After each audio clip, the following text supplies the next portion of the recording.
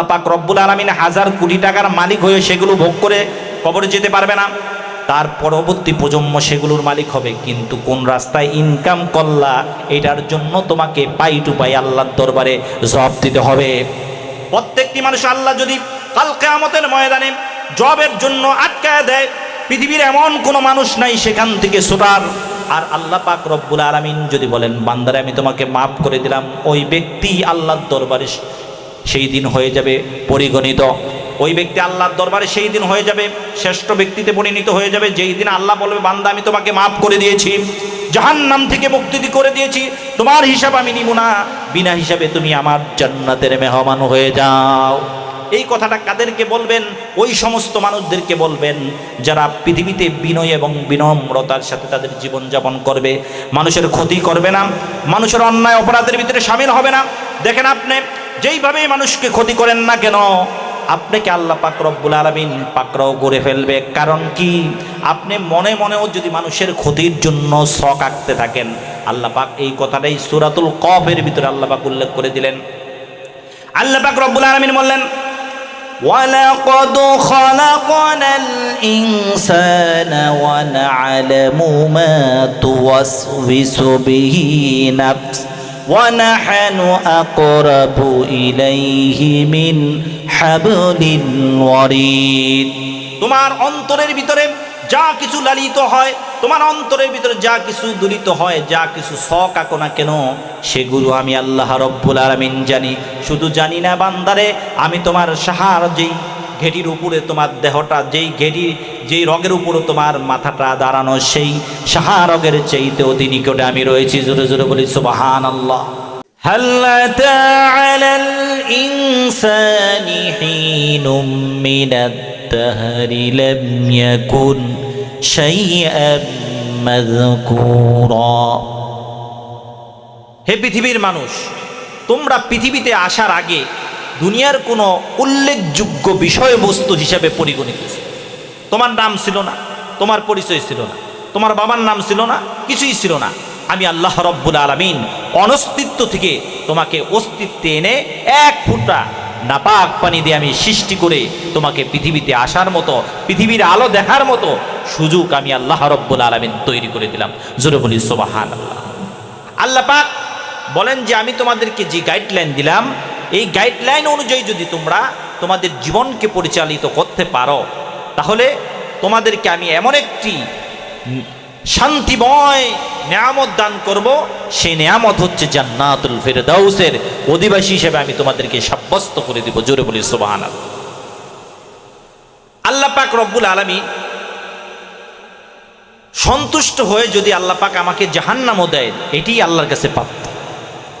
আল্লাহ যদি কোনো বান্দার প্রতি সন্তুষ্ট হয়ে যান এবং কোনো বান্দার প্রতি রাজি হয়ে যায়, পৃথিবীর মানুষ যদি তাকে মূল্যায়ন না করে, কিন্তু সে আরশে আজিম যে মহান রব আমাকে পৃথিবীতে পাঠিয়েছেন, যেই মহান রবের হাতে ক্ষমতা, যেই মহান রব আমাকে সম্মানিত করেছেন, যেই মহান রব আমাকে আল্লাহ পাক, যে মহান রব আমাকে তার নেয়ামত ধন দৌলত দিয়েছেন, সেই মহান রব যদি আমাকে তার দরবারে যদি আমি মনোনীত হয়ে যাই, দুনিয়ার মানুষ আমাকে চিনুক, দুনিয়ার মানুষ আমাকে মূল্যায়ন করুক, দুনিয়ার মানুষ আমাকে অমূল্যায়ন করুক, যাই করুক, কিন্তু মাওলার দরবারে যদি আমি আল্লাহর মনোনীত বান্দা হতে পারি, তাহলে আল্লাহ পাক রব্বুল আলামিন আমাদের জন্য পরকালের সমস্ত ঘাটিগুলো আসান করে দিবেন। শুধু আসান করবে না, শুধু আসান করবে না, আল্লাহ পাক রব্বুল আলামিন হাসর, মিজান, পুনসিরাত সব জায়গায় এগুলো, এই জায়গাগুলোতে আল্লাহ সুবহানাহু ওয়া তাআলা আমাকে সম্মানের সাথে আল্লাহ পাক হেফাজত করে জান্নাতুল ফেরদাউস দান করবেন। শুধু তাই নয়, এই কোরআন দিয়ে আল্লাহ পাক রব্বুল আলামিন মানুষকে গুমরাহি করে দেন, এই কোরআন দিয়ে মানুষকে আল্লাহ পাক হেদায়েত দেন। এই কোরআন কাদেরকে আল্লাহ পাক, এই কোরআনের কথাগুলো শোনার পর কাদেরকে আল্লাহ পাক গুমরাহি করেন, আল্লাহ পাক বলেন সূরাতুল বাকারার ভিতরে বলেন ইউদিল্লু বিহি কাসীরাও ওয়া ইয়াহদি বিহি কাসীরা ওয়া মা ইউদিল্লু বিহি ইল্লাল ফাসিকিন। আল্লাহ পাক রব্বুল আলামিন কোরআন দিয়ে ওই সমস্ত মানুষদেরকে গুমরাহি করে দেন যারা কোরআনের কথাগুলো শোনার পরে এবং এই কথাগুলো ভুরুকঞ্চিত করে নেয়। কোরআনের ভিতরে আল্লাহ পাক বলেছেন আমার কাছে প্রত্যাবর্তন করতে হবে এবং পরকাল আছে।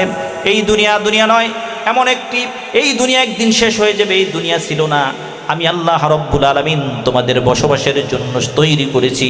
আবার এই পৃথিবী একদিন শেষ হয়ে যাবে, আবার আমার কাছে উপস্থিত হতে হবে। এই কথাগুলো আল্লাহ পাক মানুষের সামনে উপস্থিত করলেন। সুদ খাওয়া যাবে না, ঘুষ খাওয়া যাবে না, অন্যায় করা যাবে না, অপরাধ করা যাবে না, মানুষের ক্ষতি করা যাবে না। এই কথাগুলো কোরআনের ভিতরে আল্লাহ রাব্বুল আলামিন কোট করে দিলেন। এই কথাগুলো শোনার পরে যদি কোনো ব্যক্তি পরিবর্তন না হয়, যদি কোনো ব্যক্তি ঘুষের সাথে জড়িত, ঘুষ পরিবর্তন না করে, কোনো ব্যক্তি সুদের সাথে জড়িত রয়েছে, সুদ ত্যাগ করলো না, এই কথাগুলো শোনার পরে যদি তারা সেই রাস্তা থেকে ফিরে না আসলো, আল্লাহ রাব্বুল আলামিন বলেন এই সমস্ত ব্যক্তিদেরকেই আমি কোরআন দ্বারা বিভ্রান্ত করে দেই। নাউজুবিল্লাহ।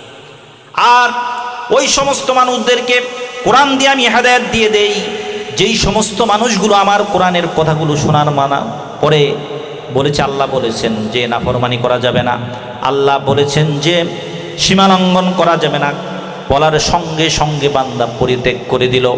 ওই বান্দাকে আল্লাহ পাক এই কোরআন দিয়ে হেদায়েতের দিক নির্দেশনা আল্লাহ পাক প্রদান করে দেন।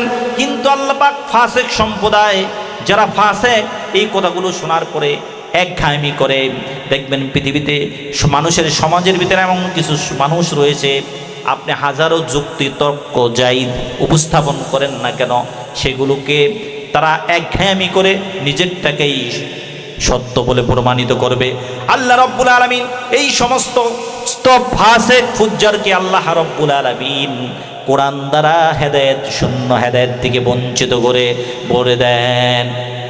কারণ আল্লাহ নবী বিশ্বনবী জনাবে মুহাম্মদ রাসূলুল্লাহ কাবা চত্বরের ভিতরে আল্লাহ পাক কোরআন নাজিল করলেন, কিন্তু কাবা চত্বরের মানুষের কপালে আল্লাহ পাক হেদায়েত রাখেন নাই। কোথাকার সালমান ফারসি, কোথাকার বেলালে হাবশি রাদিয়াল্লাহু তাআলা আনহু, পারস্যতা যার জন্ম, তার কপালে হেদায়েত এবং তার কপালে হেদায়েত নসিব হয়ে যায়। কোথাকার আফ্রিকার বেলালে হাবশি, যে কৃষ্ণাঙ্গ ব্যক্তি, এমন কুৎসিত ব্যক্তি, কিন্তু আল্লাহর কাছে তো তিনি মনোনীত হয়ে গিয়েছেন। বেলালের ব্যাপারে আল্লাহ নবী সাল্লাল্লাহু আলাইহি ওয়াসাল্লাম বলেছেন, ও বেলাল, গত রজনীতে আমি যখন মেরাজে গিয়েছিলাম, তোমার জান্নাতের ভিতরে তোমার পদধ্বনি আমি শুনতে পেয়েছি, তুমি কি এমন আমল করো? বেলাল বলেন, ইয়া রাসূলুল্লাহ, বেশ কিছু আমল করতে পারি না।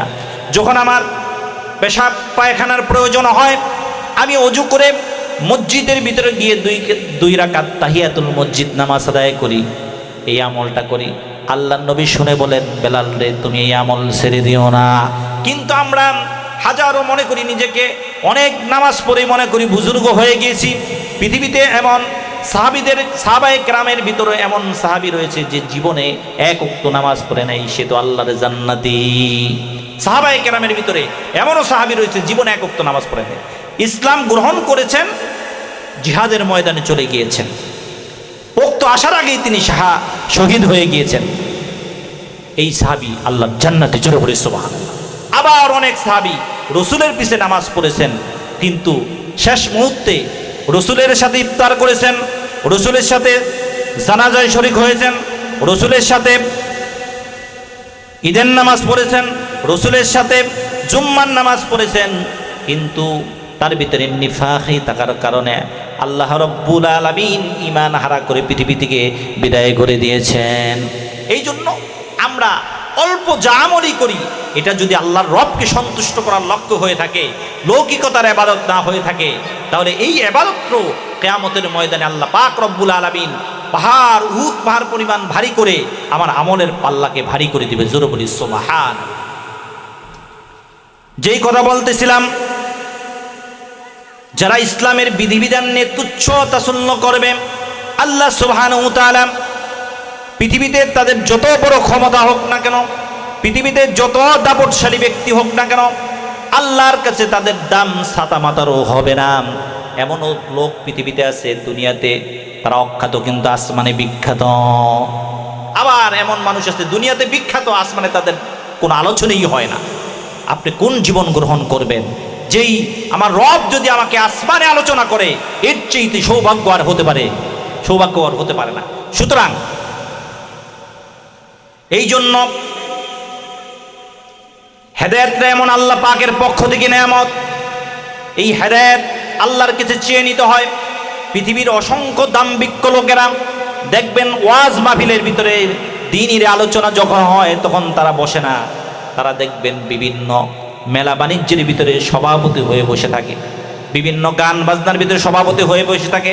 সেখানে উলঙ্গ মহিলাদের নাচ দেখতে বড় ভালো লাগে, কিন্তু তাদেরকে আপনি দিনের কাজে পাবেন না। এই জন্য আল্লাহ পাক সূরাতুল আনকাবুতের ভিতরে বলেছেন, ওয়াল্লাযীনা জাহাদু ফীনা লানাহদিয়ান্নাহুম সুবুলানা। আমি আল্লাহ রাব্বুল আলামিন কাউকে ইচ্ছে তার প্রচেষ্টা না থাকলে আমি তাকে হেদায়েত দেই না। যদি কোনো বান্দা আমার হেদায়েতের দিকে এক বিগত অগ্রসর হলো, আমি তার জন্য হেদায়েতের রাস্তাটাকে আমি উন্মুক্ত করে দিলাম। জোরে জোরে বলি সুবহানাল্লাহ। আর যে ব্যক্তি আমার হেদায়েতের রাস্তায় না হাঁটলো, আমি তাকে হেদায়েত থেকে বঞ্চিত করে দেই এবং তার কলবের ভিতরে আমি এমন মোহর মেরে দেই, তার ভালো কথাগুলো, সত্য কথাগুলো, কোরআনের কথাগুলো শোনার পরও তাদের মনে বিচলিত হবে না, পরিবর্তন হবে না। আল্লাহ পাক রব্বুল আলামিন এই সমস্ত ব্যক্তিদের জন্যই রেখেছেন জাহান্নাম। তাদের জন্য আল্লাহ পাক জাহান্নাম প্রস্তুত করে রেখেছেন। যেই জাহান্নামের ভিতরে যদি কোনো এক ব্যক্তি প্রবেশ করে, তাহলে ওই ব্যক্তি আর পৃথিবীর যত নেয়ামত প্রাপ্ত হোক না কেন, সমস্ত নেয়ামত প্রাপ্তর কথাগুলো মুহূর্তের ভিতরে ভুলে যাবে। সুতরাং এই কাবা গৃহে হেদায়েতটা আল্লাহ পাকের পক্ষ থেকে কত বড় নেয়ামত দেখেন। আবু জাহালও কোরআন শুনেছেন, হযরত ওমরও কোরআন শুনেছেন। যেই ওমর মানুষের রক্ত মাংস নিয়ে খেলা করত, যে ওমর ছিল নারীর সতীত্বের জম, হযরত ওমর কোরআনের সংস্পর্শে আসার কারণে হযরত ওমর মানুষের রক্ত মাংস হেফাজতের দায়িত্ব এবং নারীর হেফাজতের, চরিত্রের হেফাজতের জিম্মাদার হয়ে গেলেন, পাহারাদার হয়ে গেলেন। জোরে বলি সুবহান। কারণ পক্ষান্তরে আবু জাহাল তিনি ছিলেন আবুল হাকাম, বুদ্ধির বাপ, কিন্তু সত্যকে উপলব্ধি করার পরে সত্যকে না মানার কারণে আল্লাহ রব্বুল আলামিন আবু জাহাল হিসাবে তাকে সাব্যস্ত করে দিলেন। তার মানে কি? হযরত ওমর সত্যকে জেনেছেন, সত্যকে মেনেছেন, সত্যকে উপলব্ধি করতে সক্ষম হয়েছেন আল্লাহ রব্বুল আলামিন। হযরত ওমরের জন্য আল্লাহ পাক রব্বুল আলামিন হেদায়েতের রাস্তাটাকে উন্মুক্ত করে দিলেন। আবু জাহেল সত্যকে জেনেছেন কিন্তু উপলব্ধি করেছেন, কিন্তু না মানার কারণে আল্লাহ পাক হেদায়েত শূন্য করে দিয়েছেন। ও পৃথিবীর মানুষেরা শোনো, আবু জাহাল এবং ওমর থেকে তোমরা শিক্ষা গ্রহণ করো। আবু জাহাল থেকে যদি তোমরা শিক্ষা নাও, আবু জাহেলের পদঙ্কর যদি অনুসরণ করো তোমরা জাহান্নামী হয়ে যাবে, ওমরের পদঙ্কর অনুসরণ করলে তোমরা জান্নাতি হয়ে যাবে। কোনটা গ্রহণ করো? আমাদের সামনে দুইটি রাস্তাই উন্মুক্ত রয়েছে, একটা ওমরের রাস্তা আর একটা আবু জাহালের রাস্তা। আখনাস প্রশ্ন করলেন আবু জাহালকে, হে আবু জাহাল, মুহাম্মদ সত্য নবী না মিথ্যা নবী? আবু জাহাল কত বুদ্ধিমান দেখেন, তৎক্ষণাৎ তার মাথার ভিতরে বুদ্ধি চলে আসছে যে আমি যদি এখন আখনাসের প্রশ্নের উত্তর দেই যে মুহাম্মদ সাল্লাল্লাহু আলাইহি সাল্লাম সত্য নবী, প্রশ্ন আসতে পারে মানো না কেন? আর যদি বলি মিথ্যা নবী, তা আগে মানছিলা কেন? দেখছেন কত বড় বুদ্ধি মুহূর্তের ভিতরে খাড়ায় ফেলছে। দেখবেন পৃথিবীর ভিতরে অপরাধ প্রবণ লোক যারা, তাদের একটু বুদ্ধি বেশি থাকে, মানুষকে ঠকাবার বুদ্ধি, মানুষকে ঘায়াল করার বুদ্ধি। এই বুদ্ধিটা আল্লাহ পাক সাময়িক দেন। কেন দেন জানেন?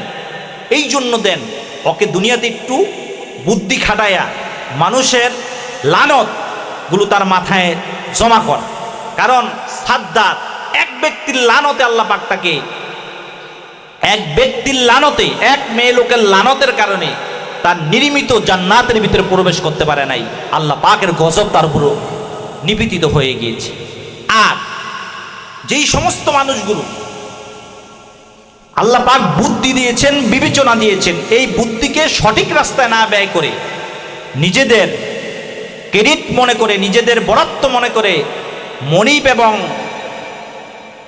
আপনার মনিব এবং রাজা এবং প্রজার যে ব্যক্তি ভারসাম্যতা তৈরি করে, এই ব্যক্তি যত বড় হেডামালা হোক না কেন আল্লাহর কাছে তাদের দাম সাদামাতাও নাই। আল্লাহ পাক মৃত্যুর পরে এমন শিকল দিয়ে তাদেরকে বাঁধবেন, শুধু বাঁধবেন না, তাদের অবস্থা হবে ফি নারি জাহান্নামা খালিদিনা ফিহা আবাদা। তারা এক সেকেন্ড, এক মুহূর্তের জন্য তারা আল্লাহর রাস্তায় আল্লাহর কাছে কান্নাকাটি করে এক মুহূর্তের জন্য সেই শাস্তি থেকে তারা পরিত্রাণ পাবে না। তারা শুধু বলবে ওয়ামান ফিল আরদি জামিআন সুম্মা ইউনজি। আল্লাহ রাব্বুল আলামিন সমস্ত মানুষদেরকে জাহান্নামে দিয়ে আমাদেরকে মুক্ত করেন। তখন তাদের আত্মনাদ, আল্লাহ পাক তাদের আত্মনাদগুলোকে আরো তাদেরকে শাস্তিকে প্রখর করার জন্য আল্লাহ পাক কি করবেন? ব্যবহার করবেন। জোরে বলি নাউজুবিল্লাহ। এই জন্য পৃথিবীর বুদ্ধিমান ওই ব্যক্তি যে দুনিয়ার ফিকির না করে পরকালের চিন্তায় নিয়োজিত থেকে তার জীবনটাকে গঠন করবে, ওই ব্যক্তি আসল বুদ্ধিমান। যে ব্যক্তি দুনিয়াতে হাজার কোটি টাকার মালিক হলো সে বুদ্ধিমান না, কারণ আল্লাহ পাক রব্বুল আলামিন হাজার কোটি টাকার মালিক হয়ে সেগুলো ভোগ করে কবরে যেতে পারবে না। তার পরবর্তী প্রজন্ম সেগুলোর মালিক হবে। কিন্তু কোন রাস্তায় ইনকাম করলা এটার জন্য তোমাকে পাই টু পাই আল্লাহর দরবারে জবাব দিতে হবে। প্রত্যেকটি মানুষ আল্লাহ যদি কাল কিয়ামতের ময়দানে জবাবের জন্য আটকায় দেয়, পৃথিবীর এমন কোনো মানুষ নাই সেখান থেকে ছুটার। আর আল্লাহ পাক রব্বুল আলামিন যদি বলেন বান্দারে আমি তোমাকে মাফ করে দিলাম, ওই ব্যক্তি আল্লাহর দরবারে সেই দিন হয়ে যাবে পরিগণিত। ওই ব্যক্তি আল্লাহর দরবারে সেই দিন হয়ে যাবে শ্রেষ্ঠ ব্যক্তিতে পরিণত হয়ে যাবে, যেই দিন আল্লাহ বলবে বান্দা আমি তোমাকে মাফ করে দিয়েছি, জাহান্নাম থেকে মুক্তি করে দিয়েছি, তোমার হিসাব আমি নিব না, বিনা হিসাবে তুমি আমার জান্নাতের মেহমান হয়ে যাও। এই কথাটা কাদেরকে বলবেন? ওই সমস্ত মানুষদেরকে বলবেন যারা পৃথিবীতে বিনয় এবং বিনম্রতার সাথে তাদের জীবনযাপন করবে, মানুষের ক্ষতি করবে না, মানুষের অন্যায় অপরাধের ভিতরে শামিল হবে না। দেখেন আপনি যেইভাবে মানুষকে ক্ষতি করেন না কেন, আপনাকে আল্লাহ পাক রব্বুল আলামিন পাকড়াও করে ফেলবে। কারণ কি? আপনি মনে মনেও যদি মানুষের ক্ষতির জন্য শখ আঁকতে থাকেন, আল্লাহ পাক এই কথাটাই সূরাতুল কফের ভিতরে আল্লাহ পাক উল্লেখ করে দিলেন। আল্লাহ পাক রব্বুল আলামিন বললেন وَلَقَدْ خَلَقْنَا الْإِنسَانَ وَنَعْلَمُ مَا تُوَسْوِسُ بِهِ نَفْسُهُ وَنَحْنُ أَقْرَبُ إِلَيْهِ مِنْ حَبْلِ الْوَرِيدِ। তোমার অন্তরের ভিতরে যা কিছু লালিত হয়, তোমার অন্তরের ভিতরে যা কিছু দূরিত হয়, যা কিছু শখ আঁকো না কেন, সেগুলো আমি আল্লাহ রব্বুল আলামিন জানি। শুধু জানি না বান্দারে, আমি তোমার সাহার যেই ঘেটির উপরে তোমার দেহটা, যেই রগের উপরে তোমার মাথাটা দাঁড়ানো, সেই সাহারগের চাইতে অতি নিকটে আমি রয়েছি। জোরে জোরে বলি সুবহানাল্লাহ। তার মানে হচ্ছে পৃথিবীতে আপনি কোনটা গ্রহণ করবেন, যেটাই গ্রহণ করেন না কেন, এই পৃথিবীতে আপনি সাদ্দাতের চাইতে তো বড় ক্ষমতাবান হন নাই, নমরুদের চাইতে তো আল্লাহ ক্ষমতাবান হন নাই, ফেরাউনের চাইতে তো ক্ষমতাবান হন নাই। যেই ফেরাউনের কথায় নীল নদে পানি এসেছে, যেই ফেরাউনের কথায় আল্লাহ রব্বুল আলামিন বৃষ্টি বর্ষণ করেছেন, ফেরাউন রাতের আধারে কেঁদে বলে আল্লাহ তুমি তো জানো আমি কেমন খোদা, কোন মাপের খোদা, কোন স্কেলের খোদা, আল্লাহ তুমি তো জানো, কিন্তু মানুষের সামনে আমাকে বেজ্জিত করো না। আখেরাতে আমাকে শাস্তি দাও, কিন্তু মানুষের সামনে আমাকে বেজ্জিত করো না। কালকে আমার জনগণের বৃষ্টি লাগবে, আল্লাহ বৃষ্টি দেবো। আল্লাহ পাক রব্বুল আলামিন ফেরাউনের ফরিয়াদ কবুল করেছে। পৃথিবীতে একটা জিনিস মূলনীতি মনে রাখবেন, পৃথিবীতে আল্লাহ পাক বান্দার প্রতি রহমান, আখেরাতে হবে রহিম। পৃথিবীতে রহমান কেন? পৃথিবীতে যদি আল্লাহ পাক রহমান না হতেন, তাহলে একটা কাফেরকেও আল্লাহ পাক রব্বুল আলামিন এক ঢোক পানিও পান করতেন। কারণ আল্লাহ রব্বুল আলামিন ইমানদারের জন্য পৃথিবীতে রহমান, মুমিনের জন্য রহমান, জালেমের জন্য রহমান। এবং বেঈমানের জন্য আল্লাহ পাক রহমান। তার কারণ হচ্ছে পৃথিবীতে আল্লাহ পাক রহমান নামের বহির প্রকাশ করার কারণে আমরা জমিনের ভিতরে হাজারো অন্যায় অপরাধ করার পরেও আমরা মোষের তেল দিয়ে হাঁটতে পারতেছি, সম্মানের সাথে মাথা উঁচু করে হাঁটতে পারতেছি। কিন্তু এইটা হচ্ছে আমার নবীর দোয়া। কারণ পূর্ববর্তী উম্মতেরা যদি কোনো গুনাহ করতেন, ফেরেশতারা সকালবেলা তার দরজার ভিতরে নোটিশ জারি করে দিতেন, ও আল্লাহর বান্দা তুমি এই গুনাহ করেছিস, এই গুনার এই কাফারা, পরকালে তো শাস্তি আছে, পরকালে তো আল্লাহর পক্ষ থেকে শাস্তি রয়েছে, কিন্তু দুনিয়াতে নোটিশ জারি করে দিতেন। কিন্তু আল্লাহর নবী, বিশ্বনবী জনাবে মুহাম্মদুর রাসূলুল্লাহ সাল্লাল্লাহু আলাইহি ওয়াসাল্লাম আমাদের জন্য দোয়া করলেন আল্লাহর কাছে,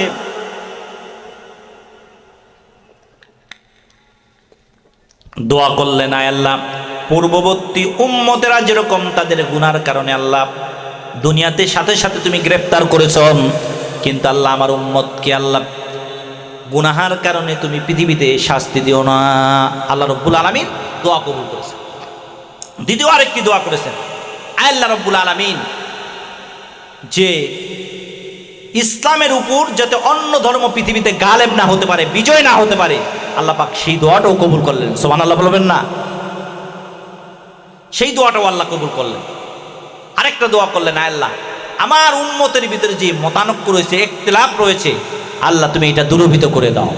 আল্লাহ বললেন, হাবিব আপনার দুইটা দোয়া কবুল করলাম, এটা করলাম না, কারণ ইখতিলাফ থাকার কারণে ওই হাদিসের উপর যাতে আমল হয়ে যায়, কারণ এই জন্য আল্লাহ আমি ইখতিলাফকে কবুল করলাম না। জোরে বলি সুবহানাল্লাহ।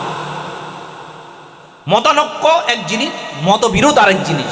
মতানক্য থাকবেই, কারণ কেউ বলবে যে হাতের নাভির নিচে বাঁধতে হবে, কেউ বলবে বুকের উপর বাঁধতে হবে, কিন্তু দোনো হাদিসই আছে, কিন্তু এই ইখতিলাফ থাকার কারণে দোনো হাদিসের উপর আমল প্রযোজ্য হয়ে গেল। জোরে বলি সুবহানাল্লাহ।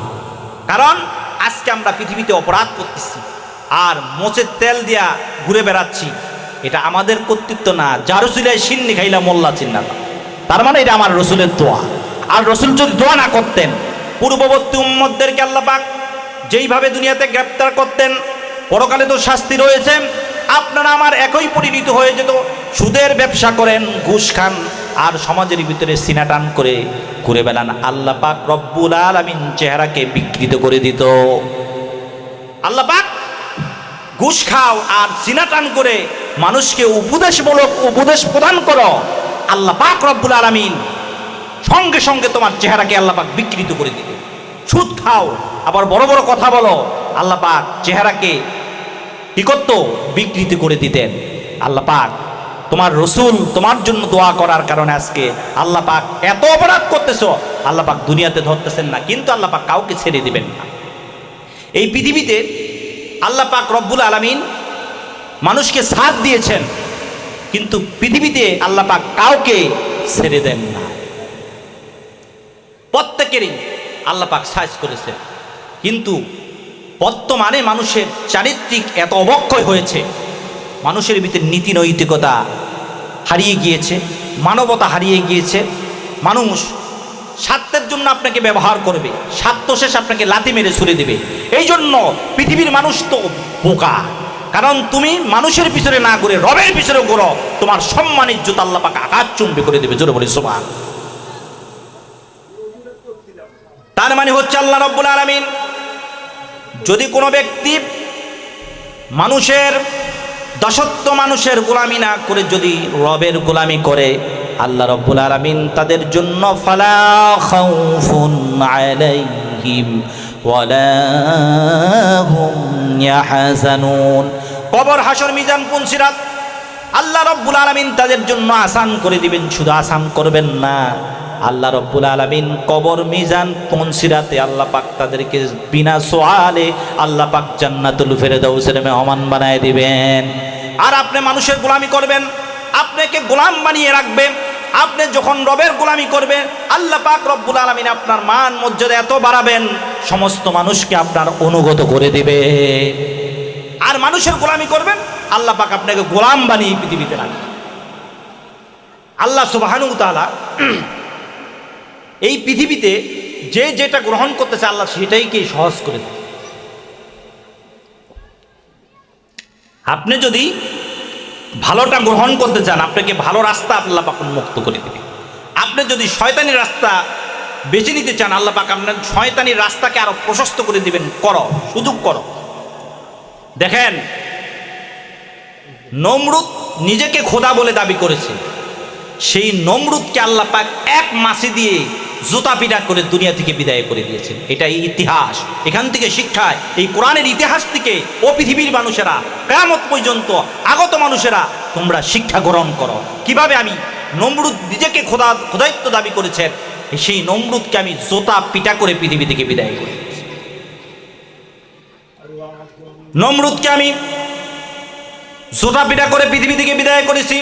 ফেরাউনকে আমি চুবায় চুবায় সাগরের ভিতরে চুবায় চুবায় তাকে বিদায় করেছি। এবং কি কারণকে আমি মাটির নিচে এমন ভাবে দাবিয়ে দিয়েছি, ইলা ইয়াউমিল কিয়া, আল্লাহর নবী, বিশ্ব নবী জনাবে মুহাম্মদুর রাসূলুল্লাহ সাল্লাল্লাহু আলাইহি ওয়াসাল্লাম বলেছেন, কিয়ামত পর্যন্ত কারণ মাটির অথই গহল ভরে যেতে থাকবে। শুধু একা না, তার সম্পদ সহ এবং তার ধনভাণ্ডার সহ সে মাটির অথই গহ্বরে কিয়ামত পর্যন্ত যেতে থাকবে। এই জন্য এই ব্যক্তিগুলোর নাম আল্লাহ পাক কোরআনে কেন বর্ণনা করলেন? এখান থেকে তোমরা পৃথিবীর মানুষেরা শিক্ষা গ্রহণ করো। কোনটা গ্রহণ করবে? পক্ষান্তরে লোকমান হাকিমের দিকে তাকাও।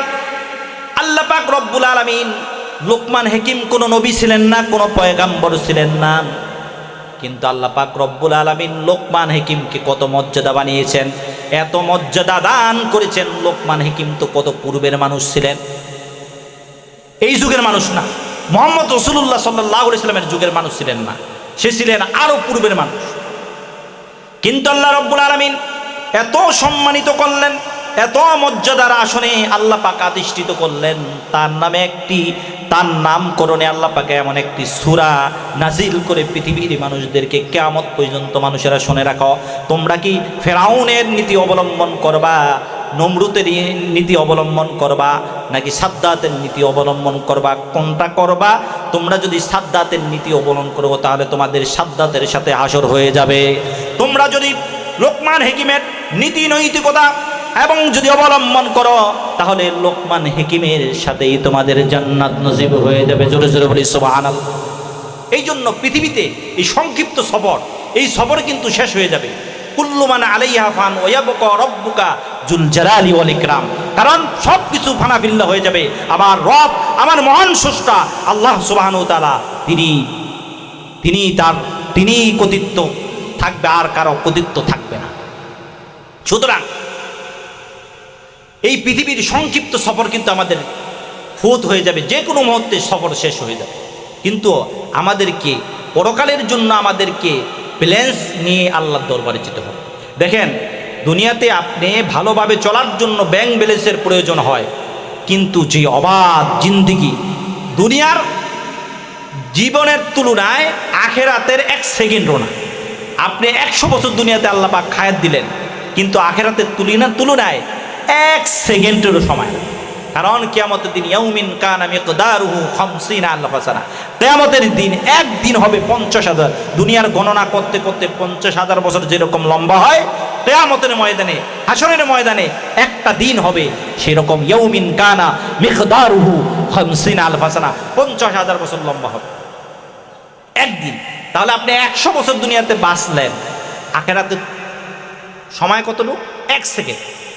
এই 1 সেকেন্ডের জন্য কার মাথায় বাড়ি দিবেন, কার ক্ষতি করবেন, কার জমি দখল করবেন, কার জমি মাপতে গিয়ে আইল খেলবেন, এগুলো কি আল্লাহ পাক আপনাকে ওহী নাজিল করে জানাইয়া দিয়েছেন যে এই কাম করো? আল্লাহ তোমাকে শক্তি দিয়েছে, সমর্থন দিয়েছে, রুজি করে খাও। আল্লাহ পাক বলেছেন, যে ব্যক্তি সহস্রে ইনকাম করে সে আল্লাহর বন্ধু। জোরে বলি সুবহানাল্লাহ। কৃত্রিম ক্রাইসিস করে মানুষের অর্থ নিলা, আল্লাহর গজব তোমার অচিরেই আসবে। কারণ যদি আল্লাহর গজব না আসে, তাহলে সূরা হুদ মিথ্যা হয়ে যাবে, সূরা হুদটাই মিথ্যা হয়ে যাবে। আবার আল্লাহর ওয়াদা, আল্লাহর প্রতিশ্রুতি কি মিথ্যা হতে পারে ভাই? আল্লাহ পাক ওয়াদাল্লাহি হক, আমার রবের প্রতিশ্রুতি হক। সুতরাং আপনি দুনিয়াটাকে যেইভাবে গ্রহণ করবেন, আল্লাহ পাক আপনার জন্য দুনিয়াটা ওইভাবে সহজ করে দিবেন। কিন্তু আজকে দুনিয়াতে আপনার ক্ষমতা আছে, আপনার পিছনে মানুষ ঘটে, এইগুলো মূল মানুষের মহব্বত না। কিন্তু আমি ইন্তেকালের পরে যদি মানুষ আমার জন্য লানত করে আর বদদুয়া করে, আল্লাহ এই জালেমের অত্যাচারে পৃথিবীতে ভালোভাবে জীবনযাপন করতে পারি না, আল্লাহ তুমি ধরো। আল্লাহ পাক এক মুহূর্ত ছাড় দিবেন না। মুসলিমের আত্মনাদকে আল্লাহ পাক কখনো বৃথা যেতে দেন না। আপনি দেখেন যত ব্যক্তি মজলুম হয়ে আল্লাহর কাছে বদদুয়া করেছে, কোনো ব্যক্তির বদদুয়া আল্লাহ পাক ফেরেন নাই, কারণ মজলুম ব্যক্তিকে আল্লাহ পাক মুস্তাজাবুদ দাওয়া বানিয়ে দিয়েছেন। 3 ব্যক্তির দোয়া আল্লাহর দরবারে কবুল হয়ে যাবে। 1 নম্বরে মুসাফির প্রবাসীদের দোয়া আল্লাহর দরবারে কবুল হয়ে যাবে। যে ব্যক্তি মজলুম, আল্লাহ পাক রব্বুল আলামিন মজলুমের বদদুয়া আল্লাহ পাক সঙ্গে সঙ্গে কবুল করে নেন। 2 নম্বরে হলো মা বাপ যদি সন্তানের জন্য বদদুয়া করে, সেই দোয়া আল্লাহ রব্বুল আলামিন কবুল করে নেবেন। এই জন্য 3 ব্যক্তির দোয়া আল্লাহর দরবারে পদ্মাবিহীন আল্লাহর আরশে আজিমে পৌঁছে যায়। এর ভিতরে 1 নম্বরে হলো মজলুম, যে ব্যক্তি অত্যাচারিত হয়েছে, অত্যাচারিত ব্যক্তির আত্মনাদকে আল্লাহ পাক আরশে আজিমে আরশে মহল্লার ভিতরে সঙ্গে সঙ্গে আল্লাহ রব্বুল আলামিন কবুল করে নেন। তার কারণ হচ্ছে আমরা বলি যে আমরা তো এত মজলুম হয়েছি, এত অত্যাচারিত হয়েছি, আল্লাহর কাছে কত দোয়া করলাম কবুল হলো না। তার মানে আপনার দোয়া আল্লাহর দরবারে কবুল হয়ে গেছে। আল্লাহ পাকের মানসা অনুযায়ী তার উপর গজব নাজিল করবেন। আল্লাহ যখন ধরতে বলবেন হুজবিল আরদ, হে জমিন তুমি তাকে গ্রাস করো, আল্লাহ পাক তখনই ধরবেন। তোমার মেজাজ অনুযায়ী তো আল্লাহ কাজ করবেন না, আল্লাহ রব্বুল আলামিন আল্লাহর মেজাজ অনুযায়ী কাজ করবেন। কিন্তু তোমার দোয়া আল্লাহর দরবারে কবুল হয়ে গিয়েছে। এই জন্য পৃথিবীতে মাজলুম হন, জালেম হয়েন না। যেই ব্যক্তি পৃথিবীতে জালেম হয়েছে, আল্লাহ পাক রব্বুল আলামিন একজনকে ছেড়ে দেন নাই।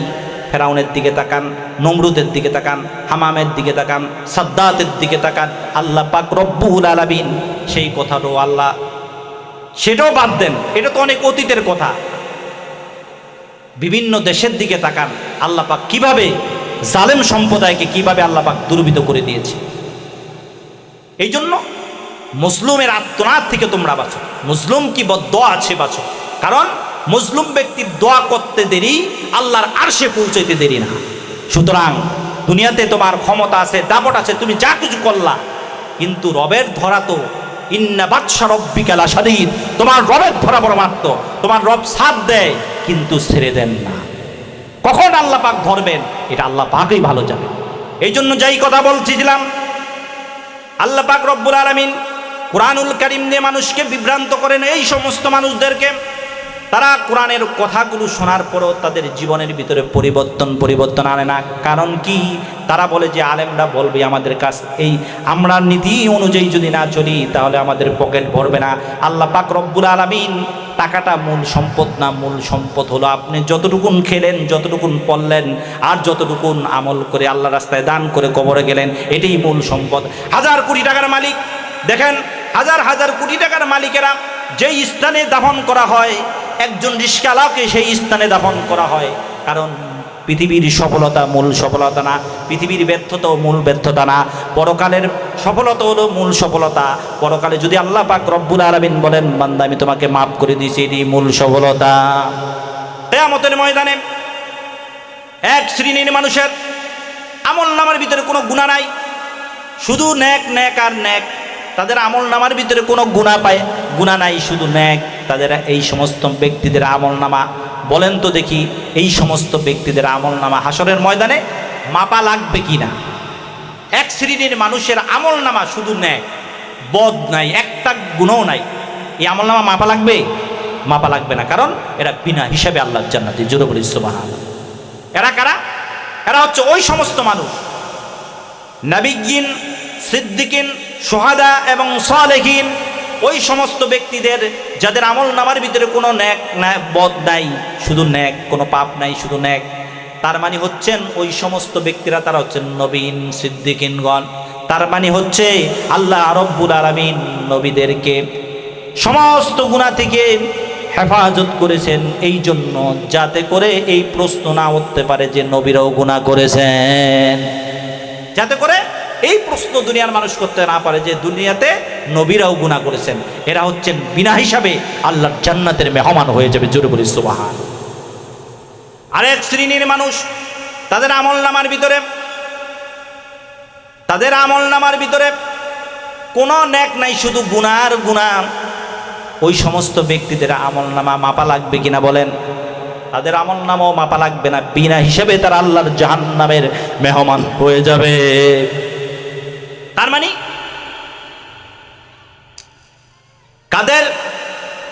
কাদের আমল নামার ভিতরে শুধু নেক নাই, শুধু বদ। ফালা নুকিমু লাহু ইয়াউমাল কিয়ামাতি ওয়াজনা, তাদের আমল নাম আল্লাহ পাক মাপবেনও না। কারণ কেন মাপবে না? এই জন্য মাপবে না, কারণ তাদের সমস্ত আমলগুলো আল্লাহ পাক দুনিয়াতেই খতম করে দিবেন। কারণ বান্দার হক নষ্ট করতে করতে এমন একটি পর্যায়ে হয়েছে, সমস্ত আমলগুলো আল্লাহ পাক দুনিয়াতেই শেষ করে দিয়েছে। জোরে বলি নাউযুবিল্লাহ। এই সমস্ত ব্যক্তিরা কিয়ামতের ময়দানে বিনা হিসাবে আল্লাহর জাহান্নামী হয়ে যাবে। শুধু জাহান্নামী না, চির জাহান্নামী। দেখেন, এই সমস্ত ব্যক্তিরাই কেন আল্লাহ পাক আমল শূন্য করে দিলেন? নেক নাই, শুধু বদ। এই জন্য আপনি যদি টুপি পরলেন, এখন যদি আপনি টুপি না পরেন, কিয়ামতের ময়দানে আপনাকে আল্লাহ পাক জিজ্ঞাসিত করবেন না, কেন ও বান্দা টুপি কেন পরো নাই? কিন্তু টুপি নিয়ে যদি কোনো ব্যক্তি তুচ্ছতাচ্ছিল্য করে, টুপি নিয়ে যদি কোনো ব্যক্তি তুচ্ছতাচ্ছিল্য এবং হেয় প্রতিপন্ন করে, সঙ্গে সঙ্গে ব্যক্তি মুসলমান হওয়ার পরেও তার ঈমানটা শেষ হয়ে যাবে। এই ব্যক্তি যদি এমত অবস্থায় মৃত্যুবরণ করে, একজন কাফের যেরকম চির জাহান্নামী হয়ে যাবে, এই মুসলমানের সন্তানটাও চির জাহান্নামী হয়ে যাবে। আবার কোনো ব্যক্তি যদি দাড়ি রাখেন, যদি না রাখেন, আপনি গুনাহগার হবেন, বেঈমান হবেন না। কিন্তু দাড়ি নিয়ে যদি দেখবেন, অনেক সমাজের মানুষ দেখবেন কথা বলে, তুমি দাড়ি রাইখা বন্ডামি করো। এই কথাটা যদি কোনো ব্যক্তি বলে, যত বড় ক্ষমতা ব্যক্তি আল্লাহ বলুক না কেন, সঙ্গে সঙ্গে ঈমান থেকে খারেজ হয়ে যাবে। ব্যক্তি অপরাধ করতে পারে, কিন্তু আল্লাহর নবীর সুন্নত তো বেজ্জতি হতে পারে না। আল্লাহর নবীর সুন্নতকে বেজ্জতি করার কারণে সঙ্গে সঙ্গে ব্যক্তি ঈমান হারা হয়ে গেল। এমত অবস্থায় ব্যক্তি মারা গেলে চির জাহান্নামী হয়ে যাবে। দুনিয়াতে আপনি 50-60 বছর, 100 বছর দুনিয়াতে আপনি দাপড়াইলেন, মৃত্যুর পরে আপনার দাবরানি শেষ। কেন শেষ?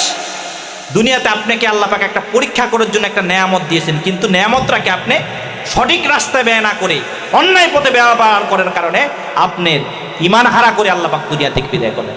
কারণ ওই কাফের মুশরিক যেরকম চির জাহান্নামী, আপনিও চির মুসলমান হওয়ার পরও চির জাহান্নামী হয়ে গেলেন। এই জন্য মুসলমান আল্লাহ পাক, ঈমানটা আল্লাহ পাকের নেয়ামত। কুল্লু মাউলুদুন ইউলাদু আলা ফিতরাতিল ইসলাম ইল্লা আন্না আবাওয়াইহি ওয়া ইউহাব্বিদানি ওয়া ইউমাজ্জিসানি ওয়া ইউনাজ্জিসানি আও কামা ক্বালা আলাইহিস সালাম। আমরা পৃথিবীতে যত মানুষ আল্লাহ পাক পাঠালেন, মুসলমান বলেন, অমুসলিম বলেন, হিন্দু বলেন, খ্রিস্টান বলেন, সমস্ত মানুষগুলো ইসলামী ফিতরত নিয়ে পৃথিবীতে আসে। কিন্তু ইসলাম নিয়ে আসার ভিতরে কোনো কর্তৃত্ব নাই, কিন্তু ইসলাম নিয়ে মরার ভিতরে কর্তৃত্ব। কারণ প্রত্যেকটি মানুষই ইসলামী ফিতরত নিয়ে পৃথিবীতে আসে। মা বাপ তাকে ইহুদি বানায়, মা বাপ তাকে খ্রিস্টান বানায়, মা বাপ তাকে অগ্নি পূজারী বানায়, মা বাপ তাকে মূর্তি পূজারী বানায়, পরিবেশ তাকে খোদাদ্দহিতরা বানায়, পরিবেশ তাকে আল্লাহর থেকে বিমুখ বানায়। কিন্তু প্রত্যেকটি মানুষই কিন্তু ইসলামের ফিতরত নিয়ে পৃথিবীতে আসে। জোরে বলি সুবহানাল্লাহ। এই জন্যই তো অমুসলিমদের নাবালক বাচ্চা, যার উপর শরীয়ত প্রবর্তিত হয় নাই, এমন অমুসলিমের নাবালক বাচ্চা যদি মারা যায়, সে আল্লাহর জান্নাতে চলে যাবে। জোরে বলি সুবহানাল্লাহ। কিন্তু শরীয়ত বর্তাইছে, এমন ব্যক্তি যদি মারা যায়, জান্নাতে যাইব? চির জাহান্নাম। কারণ সে ইসলামের ফিতরত নিয়ে পৃথিবীতে আসে। আর একজন মুসলমান ব্যক্তি ইসলামের ফিতরত নিয়ে আসার পরেও, ইসলামের মতো নেয়ামত পাওয়ার পরেও ব্যক্তির দুনিয়ার অপকর্ম করার কারণে আল্লাহ পাক রব্বুল আলামিন দুনিয়াতে বেঈমান করে দিয়ে, বেঈমানি হালতে দুনিয়া থেকে বিদায় করে চির জাহান্নামী বানায় দিবেন। এই কথাগুলো উপলব্ধি হবে না, কারণ আমি তো কবরে যাই নাই। কবর থেকে যদি উঠে আসতে পারতো মানুষগুলো, কবর থেকে যদি কোনো ব্যক্তি উঠে বলতো, ও দুনিয়ার মানুষরা তোমরা এই কাজগুলো করো না, আমি এই কাজগুলো করার কারণে কবরের ভিতরে আল্লাহ পাক এই শাস্তির সম্মুখীন করছে, এই স্টেটমেন্ট যদি দিতে পারতো, তাহলে আমরা বিশ্বাস করতাম। কিন্তু সেগুলো তো আল্লাহ পাক পর্দার আড়ালে রেখেছেন। কেন রেখেছেন? এটার নামই ঈমান। আপনি যদি আজরাইলকে দেখেন আর যদি তওবা পড়েন, কাম হবে? কাম হবে না, কারণ তো আপনি তো আজরাইলকে দেখেছেন। এখন আপনার জান কবজ করব, এখন আপনি যত ঈমান আনেন কবুল হবে না। তার মানে হচ্ছে আল্লাহ সুবহানাহু তাআলা, আল্লাহ সুবহানাহু তাআলা এত বড় নেয়ামত আমাদেরকে দান করেছেন। ইসলামের অর্থাৎ মুসলমানের ঘরে জন্মগ্রহণ করার পরেও যদি আমি বেঈমান হয়ে পৃথিবী থেকে বিদায় হই, এর চাইতে হতভাগা, এর চাইতে কপাল পোড়া জাতি আর পৃথিবীতে হতে পারে না। কারণ আমার কর্মলিপির কারণে আমি বেঈমান হয়ে পৃথিবীতে বিদায় হই। কোনো ব্যক্তি যদি শরীয়ত অনুযায়ী, শরীয়তের বিধিবিধান, শরীয়তের হুকুম, আল্লাহ পাকের হুকুম অনুযায়ী কোরআন শরীফে যে হালাল এবং হারামের বৈধ এবং অবৈধের সীমারেখা দিয়েছেন, এই সীমারেখা অনুযায়ী যদি আমি আমার জীবনটাকে গড়ে তুলতে পারি, তাহলে আল্লাহ রব্বুল আলামিন আমাকে পরকালে, অন্তত পরকালে এই সুযোগটা থাকবে যে পরকালে আল্লাহ পাক রব্বুল আলামিন আমাকে ইস্যু তৈরি করে জান্নাতে, পরকালে ইস্যু তৈরি করে জান্নাতে দিতেও পারেন। আর যদি আমি আল্লাহ পাকের বিধানকে ছেড়ে দিয়ে দুনিয়ার মন মস্তিষ্ক প্রশোধকের দিকে চালাইলাম, এমত অবস্থায় মৃত্যু হয়ে গেল, আর আমার এই মৃত্যু হওয়ার পরে আপনি বলেন তো দেখি এই ব্যক্তি কি ঈমান নিয়ে কবরে যেতে পারবে না। তার মানে হচ্ছে ব্যক্তি আল্লাহর কোনো কাজই করে নাই। এই যে দেখেন, আমরা কবরে যখন লাশ রাখি কি বলি? বিসমিল্লাহি ওয়া আলা মিল্লাতি রাসূলিল্লাহ। এখন দুনিয়াতে থাকাকালীন ব্যক্তি আল্লাহ এবং তার রসুলের কোনো কাজে আসলো না। এখন মৃত্যুর সময় যদি আমরা বলি যে বিসমিল্লাহি ওয়া আলা মিল্লাতি রাসূলিল্লাহ, আল্লাহর নামে নবীর দলভুক্ত করে দিলাম, তা আল্লাহ রসুলের কি এমন দায় ঠেকছে মরা লাশটাকে কবুল করব? জিন্দা থাকতে রসুলের কোনো কাজে আসে, আল্লাহর কোনো কাজে আসে। মৃত্যুর পরে এই মরা লাশটা রসুলের দলে উঠাই দিলা, এটা কি আল্লাহ রসুল গ্রহণ করবো? কেন গ্রহণ করবো? কারণ তার জীবনটাই তো, তার সমাজনীতি ছিল ইসলামের বিপক্ষে, তার রাজনীতি ছিল ইসলামের বিপক্ষে, তার অর্থনীতি ছিল ইসলামের বিপক্ষে, তার পররাষ্ট্রনীতি ছিল ইসলামের বিপক্ষে। এই জন্য আল্লাহ রব্বুল আলামিনের আল্লাহ নবীর কি এমন দায় ঠেকা পড়েছে যে আল্লাহ নবী তোমার মরা লাশটাকে গ্রহণ করতে যাবে। হ্যাঁ, যদি আল্লাহর হুকুম রসুলের তরিকা অনুযায়ী তোমার জীবনটাকে যদি সুন্দরভাবে পরিচালিত করতে, তাহলে আল্লাহ নবীর তোমার অবশ্যই আল্লাহ নবী তোমার লাশটাকে গ্রহণ করতো। কি গ্রহণ করতো? কাল কিয়ামতের ময়দানে রসুলের একটা সুপারিশের রাস্তা থাকতো। আর আল্লাহ এবং তার রসুলের কোনো কাজে না আসার কারণে সুপারিশ তো পাবে না।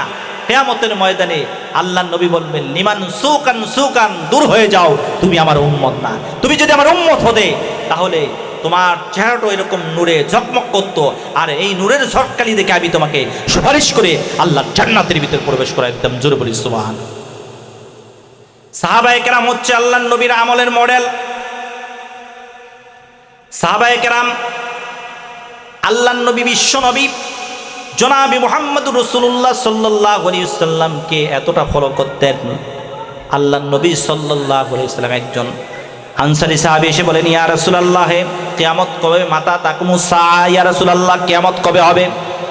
আল্লাহর নবী সাল্লাল্লাহু আলাইহি ওয়াসাল্লাম বলেন, ও সাহাবীরা, ও সাহাবী, কিয়ামত কবে হবে? কিয়ামত কবে হবে? খালি প্রশ্ন করছো, কিয়ামতের জন্য তোমার পুঁজি কি? তখন সাহাবী বলতেছেন, ইয়া রাসূলুল্লাহ, কিয়ামতের জন্য বেশ কিছু নামাজ রোজা জমা করতে পারি না, কিন্তু আল্লাহ এবং তার রসুলকে মহব্বত করেছি অন্তর দিয়ে, ইয়া রাসূলুল্লাহ। আল্লাহ রসুল আবারও পাঠাই দিলেন, যাও, চলে যাও। দ্বিতীয় দিন এসে বলেন, মাতা তাকুমুস সাআ, ইয়া রাসূলুল্লাহ, কিয়ামত কবে হবে? আল্লাহ নবী সাল্লাল্লাহু আলাইহি ওয়াসাল্লাম আবার একই কথা বলে তাকে তাড়াই দিলেন, যাও। তৃতীয় দিন বললেন, মাতা তাকুমুস সাআ, ইয়া রাসূলুল্লাহ, কিয়ামত কবে হবে? আল্লাহ নবী, বিশ্ব নবী জনাবে মুহাম্মদুর রাসূলুল্লাহ সাল্লাল্লাহু আলাইহি ওয়াসাল্লাম বলেন, সাহাবীরে, কিয়ামত কবে হবে? কিয়ামত কবে হবে? কিয়ামতের জন্য তোমার ব্যালেন্স কি? সাহাবী বলেন, ইয়া রাসূলুল্লাহ, অনেক নামাজ রোজা জমা করতে পারি নাই। দেখেন, তাদের কোনো ওয়াজিব, তাদের কোনো ফরজ, তাদের কোনো নফল ছুটে নাই, তারপরে বলে, ইয়া রাসূলুল্লাহ, বেশ কিছু নামাজ রোজা জমা করতে পারি না। ইয়া রাসূলুল্লাহ, আল্লাহ এবং তার রসুলকে অন্তর দিয়ে মহব্বত করি, জোরে বলি সুবহান। আল্লাহ নবী বলেন, ইয়া ও সাহাবীরা, তোমার যদি অন্তর দিয়ে মহব্বত আল্লাহ এবং তার রসুলকে করে থাকো, তাহলে তোমার কাল কিয়ামতের ময়দানে রসুলের সাথে তোমার হাসর নসিব হয়ে যাবে। একথা শোনার পরে সাহাবায়ে কেরাম এত আনন্দিত হলেন, এর আগে কখনো আল্লাহ নবীর সাহাবীদেরকে চেয়ে বেশি আনন্দিত হতে দেখতে দেওয়া যায় নাই। তার মানে রসুলের সাথে তাদের জান্নাত হবে। আমরা কি চাই আমাদের রসুলের সাথে আমাদের হাসর হোক, রসুলের সাথে আমাদের জান্নাত হোক? তাহলে আজকের পর থেকে 5 ওয়াক্ত নামাজ রসুলের তরিকা অনুযায়ী চলবো। প্রত্যেক নামাজের পরে মেসওয়াক করবো তো ইনশাল্লাহ। ভাই সারা রাত্র ওয়াজ শুনলাম কিন্তু আমল করলাম না, এর কোনো দাম নেই। একটা আমল অন্তত গ্রহণ করেন, সে আমলটা কি? প্রত্যেক নামাজের পরে মেসওয়াক করবো তো ইনশাল্লাহ।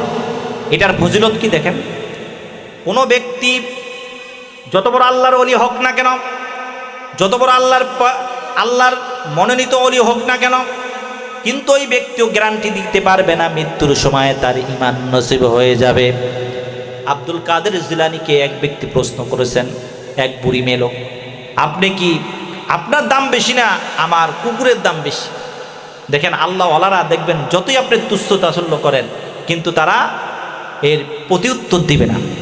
পৃথিবীতে সমাজে নিকৃষ্ট এবং নেহায়েত লোক, সমাজে একেবারে থার্ড ক্লাসের লোক যারা, তারা দেখবেন একটা কথা বলবেন, নিজের বরত্ব, নিজের ক্ষমতায়ন, নিজের ক্ষমতা 1 বিঘত দেখাইবে 10 বিঘত, যাতে আপনি তার গোলাম হন। সমাজের মানুষ কি এখন কি এই 2001-এর মানুষ? এখন 2026-এর মানুষ সোশ্যাল মিডিয়ার কারণে তাদের আপডেট সব কিছু, এখন মানুষের পলিসি কিন্তু ভালো করে বোঝে, কিন্তু বলে না। এই না বলা কিন্তু তুমি নিজেকে বড় ক্রেট মনে করো না, কারণ কিয়ামতের ময়দানে এই মানুষগুলোই আল্লাহর আদালতে মামলা দায়ের করে দেবে, আল্লাহর আদালতে মামলা দায়ের করবে। তাহলে শুনেন, আব্দুল কাদের জিলানী রহমাতুল্লাহ আলাইহি বলেন, ও বুড়ি, তোমার প্রশ্নের উত্তর আমি এখন দিতে পারবো না, কিন্তু আমি যখন ইন্তেকাল হব, আমার লাশটা যখন তোমার বাড়ির উপর দিয়ে নেবে, যখন আমার হাত দুটো যদি উপরের দিকে দেখো, তাহলে বুঝবে যে আমি আব্দুল কাদের জিলানীর দাম তোমার কুকুরের চাইতে বেশি। আর হাত দুটো যদি নিচু দেখো, তাহলে বুঝবে যে আব্দুল কাদের জিলানী ঈমান নিয়ে কবরে যেতে পারে নাই, ঈমান হারা হয়ে কবরে গিয়েছে। তোমার আব্দুল কাদের জিলানীর দাম তোমার কুকুরের চাইতে নিকৃষ্ট হয়ে যাবে। এই জন্য কোনো ব্যক্তি যদি 5 ওয়াক্ত নামাজের পরে মেসওয়াকের আমল জারি করে থাকে, অবশ্যই মৃত্যুর সময় তার ঈমান নসিব হয়ে যাবে। এর চাইতে বড় আমল কি আর হতে পারে? আজকে আপনি যদি 5 ওয়াক্ত নামাজের পরে মেসওয়াক করেন, মেসওয়াক করে 5 ওয়াক্ত নামাজ পড়েন, নিশ্চিত আপনার ঈমানি হালতে মৃত্যু হবে।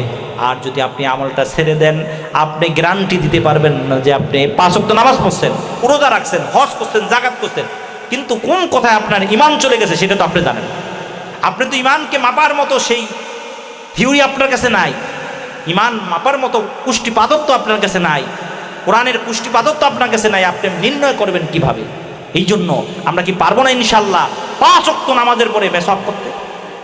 ইনশাল্লাহ এই আমলটা যদি শোনেন, আখলিস দীনাকা ইয়াকফিকাল আমালুল কলিল, অল্প আমলই আপনার জান্নাতে যাওয়ার জন্য রাশি রাশি আমল প্রয়োজন হবে।